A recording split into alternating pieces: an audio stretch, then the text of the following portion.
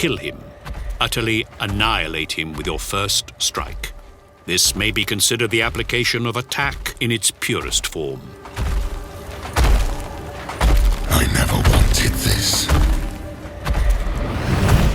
28,000 years in the future, the Emperor of Man wages a bloody crusade across the stars to reunite the lost human colonies and forge a lasting imperium. His mighty armies are bioengineered, power-armored transhuman warriors, the Legiones Astartes, the Space Marines. Leading his gargantuan campaign of conquest in all directions from Terra are his 18 sons, the Primarchs, fearsome warriors carved from the Emperor's own flesh and wrought by gene craft whose creation is only understood by their godlike father. For 200 years the crusade raged on, cutting through swathes of Xenos, mutants, and humans who refuse to bend the knee, but the glorious realm of man has a mighty weakness, a flaw so systemic it will set the entire galaxy aflame. With lies, half-truths, and promises of glory, the dark gods of chaos, primordial powers who reside within a shadow dimension known as the Warp, convince Horus Lupercal, the Warmaster and greatest of the Primarchs, to turn against his father in the greatest act of betrayal the universe has ever seen. And if I cannot save it from your failure, father, then let the galaxy burn.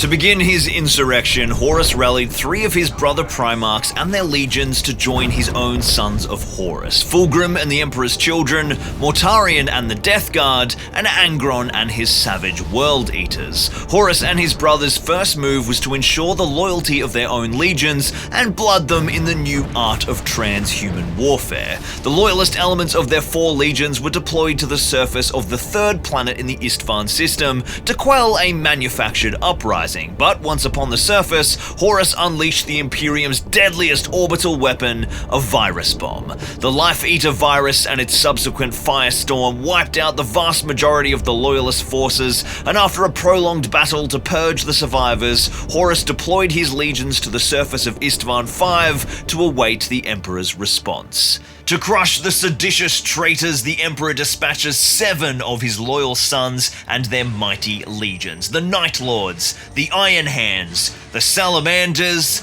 the Raven Guard, the Iron Warriors, the Word Bearers, and the Alpha Legion. The Black Sands of the Urgile Depression were set to be the definitive battleground of the war. Desperate to wreak vengeance, buoyed on by the volcanic fury of Primarch Ferrus Manus, the Salamanders, the Raven Guard, and the Iron Hands deployed to the surface and took the fight to the traitors before the full Loyalist force had gathered. The fighting was fierce, but little by little, the traitors gave way before the unrelenting vengeance of Ferrus Manus and his Iron Hands, flanked by the might of the Raven Guard and Salamanders.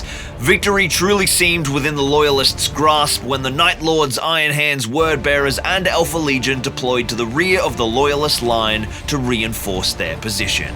But in one of the bloodiest betrayals of the entire Horus Heresy, the 4 newly arrived loyal legions turned to the Warmaster at the critical juncture of the battle, and the Iron Hands, Raven Guard, and Salamanders are massacred almost to complete annihilation by their erstwhile brothers.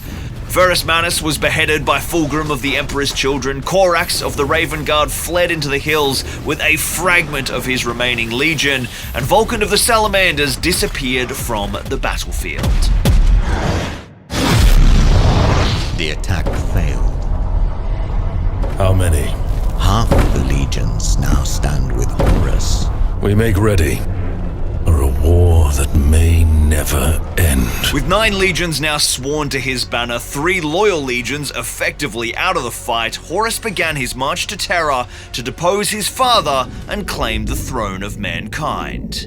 But Horus Lupercal is no ordinary commander. He knew that to depose the Emperor and claim the galaxy for his own, he would need to convert or destroy as many pieces on the regicide board as possible. While he cleansed his own legions at Isstvan III and plotted his masterstroke at Isstvan V, he had already lit the flames of civil war across the galaxy. Two of his greatest brothers and threats were the most powerful sorcerer but for the Emperor, Magnus the Red and his 1,000 sons, a small but incredibly powerful legion of psychers, and Leman Russ and his Vulca Fenrica, known for their incredible savagery, unfailing loyalty, and their role as the Emperor's executioners. To lethally cripple both of these mighty legions and attempt to shepherd Magnus away from the light of the Emperor, Horus engaged in a mighty gambit and set the two legions upon one another in a brutal conflict that saw the homeworld of the 1,000 Sons left a ravaged wasteland and both legions reduced to shadows of their former glory. But the Imperium's greatest non-Legion asset, the technological might of Mars, would be a truly decisive factor in any prolonged civil war. Promising to unlock the hidden vaults of Moravec, Horus swayed many of the Mechanicum to his banner and set the Red Planet alight with the flames of civil war once again, as loyalist and traitor factions within the Mechanicum vied for dominance of Mars, her critical foundries, the many Mechanicum forge worlds, and the war machines of the Legios. In spite of the bloody success of the insurrection's beginning, Horus knew there was one man and one legion who could change the fate of the galaxy: Rabute Guilliman and the mighty Ultramarines. The vaunted 13th Legion hail from the 500 worlds of Ultramar and are the largest legion of all, having more than double of many of the smaller legions, and their Primarch, Rabute Guilliman's tactical acumen, is second only to the Emperor. Horus knew they must be destroyed. Ultramar must burn.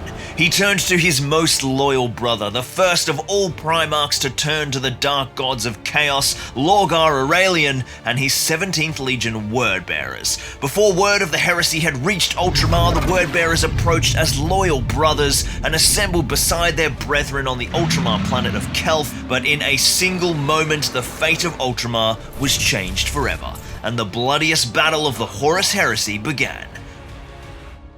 Lorgar's surprise assault began with the simultaneous destruction of the primary orbital defense platform and a scrap code infection of the Calth noosphere. This allowed the traitors to take control of the superorbital weapons grid, and along with their massive fleet of battle-ready ships, they began to ravage the docked fleet of the Ultramarines. The weapons grid itself focused on the biggest targets, destroying a fortified moon, an asteroid Mechanicum station, and then began to fire at the Viridius star itself, the very sun of Calth system. This would eventually cause the great star to go nova and utterly irradiate Calth into a radioactive wasteland, but before the final death for the planet, there was an incredibly important ritual to begin.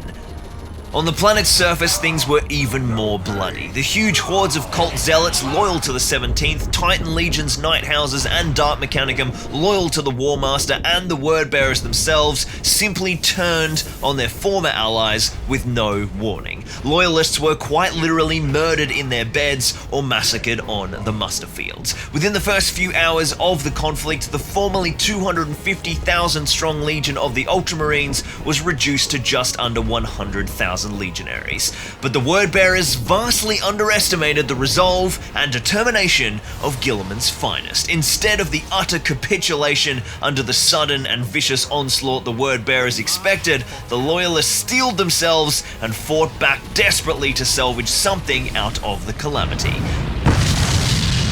In the streets of Numinous City, Captain Remus Ventanas of the 4th Company and his faithful Sergeant Kaios Celaton were isolated from their company at the arid muster fields when the assault began. Fearing for their loyal brothers of the 4th Company, they linked up with Archmagos Mir Edvatorin and her small Skitarii cohort and began to coordinate a rendezvous. They gathered any loyalist elements from the outskirts of the city and fled through the sewer network to Leptius Numinous, the old governor's palace on the plains of Dera. As a non-military target and a historical palatial court of very little importance, it had escaped orbital bombardment and was the perfect place for the survivors of 4th Company to unite with Ventanas and Celaton. But even more importantly, Leptius Numinous houses an offline data engine that has not been infected by the Dark Mechanicum scrap code. This data engine is of paramount tactical importance, as it may be able to rebuild the noosphere, re-establish communication for the loyalist elements, and maybe, just maybe, even take take back control of the orbital weapons grid. But to get the old engine running, Archmagos Mir Edvatoren needs time. So Remus Ventanus and the Loyalist forces garrison themselves within the aged and crumbling walls of the historical castle and await the inevitable assault from the forces of the 17th. Captain Sidance of the 4th Company Erud Muster is on the way to support them, but the word bearers and their cultist hordes have caught the scent of this feeble resistance. The fog swirls around the battlements of the regal fortification, and in the plains beyond, power-armored shapes loom through the mist. Armor the color of red. Though dwarfed by the scale of the galactic tapestry of violence and death that Horus had unleashed, this tiny fragment of resistance on the surface of Calth would change the course of the war. Chaos comes for you! But high in the skies above the burning jewel of Ultramar, Primarch Robute Guilliman would have an equally important task. The Zetsin Veridyard orbital station was just one of many orbital platforms above the surface of Calth, but with many of her sisters in flames, or worse, falling to the planet below like a rain of atomic impacts, the Zetsin Veridyard has become absolutely crucial to the survival of the Ultramarines. After seizing the station in the early moments of the betrayal, Cor Phaeron, Dark Master of the Faith and right hand of Primarch Lorgar Aurelian, has been coordinating his vicious onslaught with the Calth weapons grid from the data engine aboard the Zetsin Veridyard station. But Sergeant Aenid Thiel, Captain Heutonicus and Primarch Robute Guilliman have one chance to scatter Lorgar's plans to the winds of the warp he so masterfully commands. Deploying in a teleport assault kill squad, if they can fight their way to the control room of the station and destroy the Wordbearer's held data engine before Ventanus is overrun on the planet below, the 13th Legion can seize the orbital weapons and maybe, just maybe, salvage some measure of victory from this atrocity. The battle for Calth has only just begun. Officer of Record, start the mark. To see the greatest battle of the early theaters of the Horus Heresy unfold before your very eyes, jump down into the Mark of Calth playlist in the pinned comment. We filmed an absolutely mental battle report campaign featuring over 200 square feet of bespoke scenery and 60,000 points of models. The first 3 episodes are live right now, and another 7 episodes are dropping over the next 2 months. I hope you enjoyed this primer for the early theaters of the Horus Heresy. If you'd like to see more like it, go and check out my Patreon link down in the description. There is a huge amount of perks and benefits for joining. This entire video was cut together, all of the visual effects added by me in Adobe After Effects with no AI, so I would appreciate your support. And always remember to let the galaxy burn. We march for Calth.